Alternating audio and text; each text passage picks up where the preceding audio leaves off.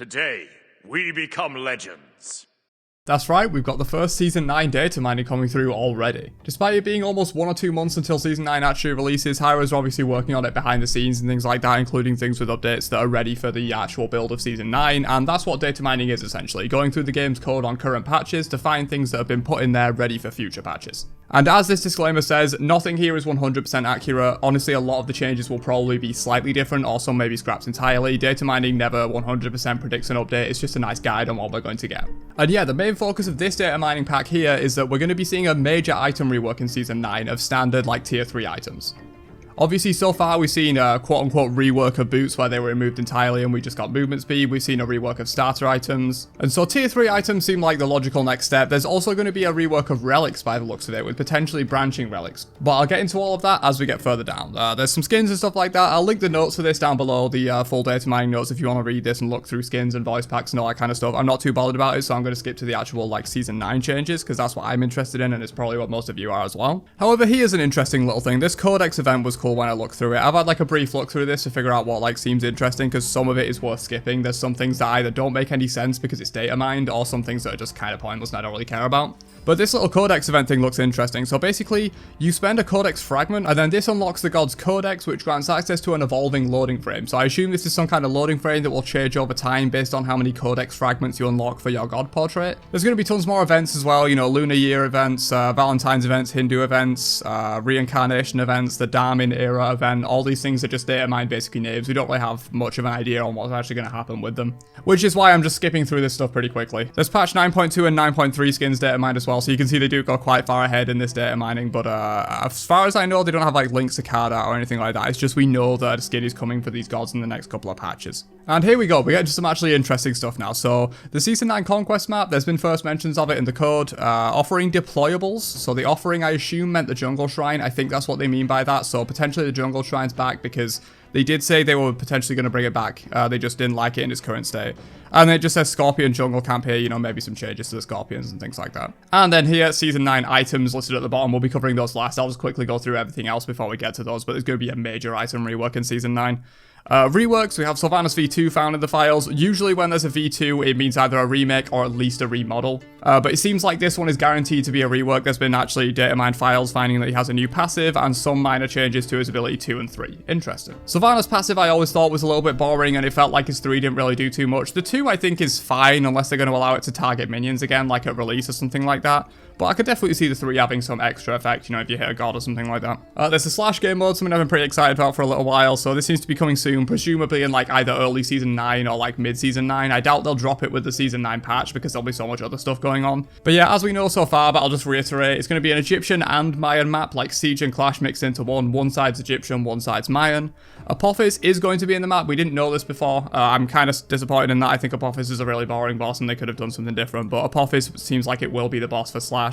There's a game portal deployable. I'm not sure what that means, but it could be to do with Siege Juggernauts, because to get to your Siege Juggernaut in Siege, teleport to it from your base, you use a portal. So it could be something like that. Jaguar Camp is speed buff, Baboon is mana buff, so we know like buffs and stuff are coming, least speed and mana. And then he's got 4 things here that are a bit more rare in the code, and he's not sure they're 100% linked to Slash. This is War Flag, Warband, Snake Monster, and Snake Flag Bearer. Absolutely no idea what that means. We know Shiva is coming as deity 119. He's going to be physical, but as he said in the data here, remember, Charybdis was data mined as a mage, or a magical, not a mage. And so it could definitely be possible that Shiva's also going to be a magical, and that he was just physical for early testing. Though, to be honest, I think looking at Shiva's lore, he's probably going to be physical. So he's got some kind of aura effect for enemies and friendlies as his passive, and then either this is just copy-pasted text or every ability has as a deployable. I'm not sure. I doubt they do every single ability as a deployable, but it's possible. But it could just be that this is like poor data mining. And here we go, Season 9 items. So there's going to be a major Season 9 passive Tier 3 item rework, and also it looks like going to be Relic rework as well. So yeah, as I said, there's going to be branching relics. So here at the top, we have Scorching Blink Rune up here, and we have Corrupted Blink Rune here. Currently, they both say they do the same thing. Again, this is probably just that data mining kind of failed and there wasn't enough information. You know, like the actual effects of these items aren't in the game yet. They haven't been coded in, so they can't be data mined. Obviously, it's just all like internal at high res. But there was enough information to see that we're going to be having branching relic upgrades. This doesn't mean anything but that to me. You know, Scorching Blink Rune and Corrupted Blink Rune, that's exactly how they did it with old active items when they branched out into 2 at the end. You know, we've got a bunch of relics here, like Bracer of Illumination, Drown Dank, Cloak of the Avatar is Meditation, but it's getting renamed. These are all the same in terms of, like, actual effects that are in the game currently, so I assume the new effects haven't been put in the game and can't be data mined yet, but we do have the names of things, like Meditation is going to be renamed to Cloak of the Avatar, it seems. We've got standard beads here, we've got standard Sunder, I believe, Sundering Siphon, so Sunder's definitely getting a variant. This is the same though. Yeah, again, some of this text is just going to be like copy pasted from how the item works in the current game because the effects haven't been data mined yet. We have Breastplate of Determination, which is just the same as Breastplate of Valor but with the rename. Again, stats could change actually with the rename. They're not necessarily just renaming items. Rod of Tahuti, same thing, now called Calamitous Rod of Tahuti. I don't know if that means there's going to be like, you know, a variant of this. You know, there'll be like Calamitous Rod of Tahuti and, you know, Deadly Rod of Tahuti or something like that with two variants that branch off at the top. That could be possible, or they're just like renaming it to make it sound cooler, I'm not sure. But again, effect's still the same. Entangling Wings, this is just Sprint, effect is still the same. Aegis of Acceleration. So this is currently just the same, but I assume Aegis of Acceleration is going to be, you know, like once your Aegis ends, you get a bonus speed or something like that, or even during your Aegis, you get bonus speed, something like that, and then there'll be another branching upgrade of Aegis. Belt of the Berserker is just Frenzy by the looks of it. Belt of the Insatiable Hunger, or the Insatiable Hunge, I guess.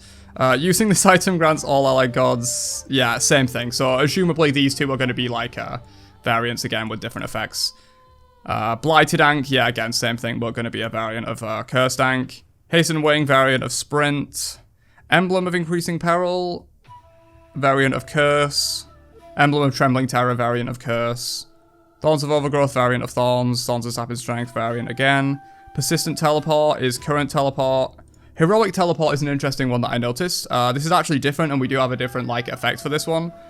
This is normal, like a teleport, but after teleporting, you gain slow immunity, 30% movement speed, and 40 protections for 6 seconds, which is pretty nice, you know.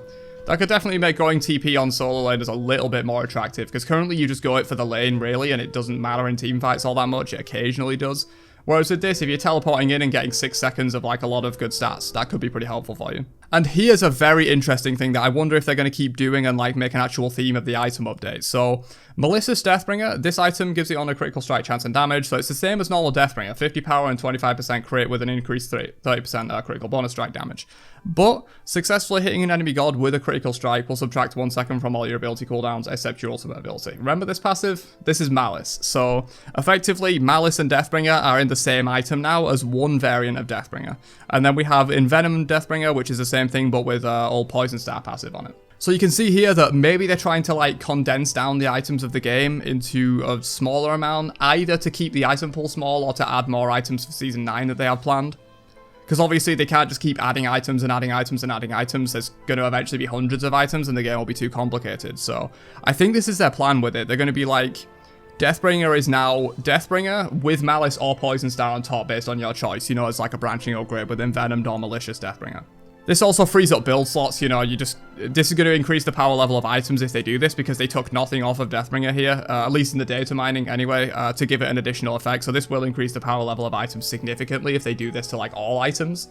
But it could just be, like, a crit rework that they're doing, where they're, like, deleting the Poison Star tree or something like that, or just removing Poison Star and having all the effects on Deathbringer. We have Nimble Rod of Tahuti, so another Rod variant. Again, no change here, but as we've seen now with Malicious and Envenomed Deathbringer, they are going to be quite different, the variants. So it's just the fact that this information hasn't been data mined yet. Breastplate of Vigilance, again, Breastplate of Valor, Warping upgrade. Amulet of Silence, yeah, Heart Ward Amulet, exactly the same thing, no change. Amulet of the Stronghold, no change. Jotun's Ferocity. No change. Jotun's Vigor, though, I did notice this one on the way down. If you drop below 35% health, you get an additional 10% movement speed and 40% ability lifesteal for 5 seconds. That's significant. You know, we've seen post-rework Bastet how strong ability lifesteal can be in large amounts. So that's definitely going to be really strong. And that's one of the variants of Jotun's that we're going to get. There's also Jotun's Ferocity, but again, we have no information on the effect of that yet. Bracer of Brilliance, another variant on standard Bracer. Phantom Shell is another one I saw that was cool, where they're doing a thing similar to Deathbringer, where they're combining 2 effects into one. So essentially, Phantom Shell is going to be, I assume, a branching upgrade of normal Shell into 2 different upgrades. One of them will be Phantom Shell, and it just has the Phantom effect on it. You know, you still get the Shell with the bonus health and all the other stuff that Shell normally does, 50% reduced damage for basic attacks. But this item also allows you to pass through players and player-made objects. So it's literally just slapping Phantom onto Shell, which honestly I really like. I think relics that are so niche like Phantom, it just feels really bad to buy them no matter what. And so putting them onto a relic that's already useful and that you're going to buy anyway, and giving it 2 branching upgrades, you know, if there's no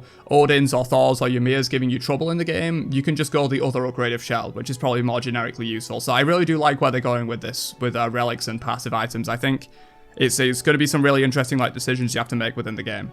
Cloak of the Ascetic, mana and health restoration. Okay, this is meditation again. No change, but I assume there is going to be a change based on the other cloak that we saw earlier that was also meditation. And finally, the best change ever made, let's be real. Cooldown beads are back. For those that didn't know, back in the day, I can't remember, I think it was just before they got reworked into relics, so season 3 and backwards. Beads used to reduce your active cooldowns by 3 seconds, as it says here. And this just led to a lot of interesting opportunity costs when you were playing with beads back in the day, because right now you just beads if you either got hit by a CC or you think you're going to get hit by a CC. That's basically their only use, whereas when they reduce your active cooldowns by 3 seconds on use, there was a second use for them in that you could burn your beads and waste the CC immunity to get 3 seconds off your cooldowns and potentially get a kill you weren't going to get. And it makes it a really interesting kind of trade-off where, do I want to save my beads in case I'm going to get CC'd and die later, or do I want to use them right now to like have enough damage to get this kill because of the cooldown reduction? And so I think that's really interesting. I'm glad to see them bringing that effect back. You know, this is not on current beads. This isn't just like a data mining issue. This is clearly something they've mined where they know this is coming back.